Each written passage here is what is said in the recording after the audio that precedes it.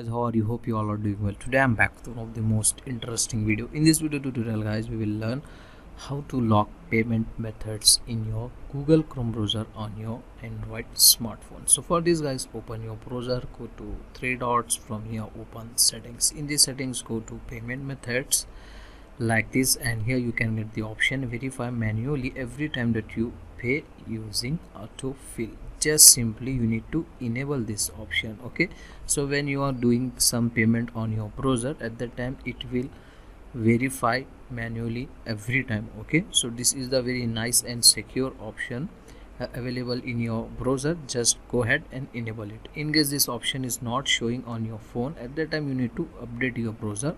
To update the browser, open the Play Store and search Google Chrome and simply update your browser. Okay, and then enjoy this feature. So that's it for today guys. Hope you enjoy this video. If you enjoy, please guys like, share and subscribe to our channel. Thank you very much.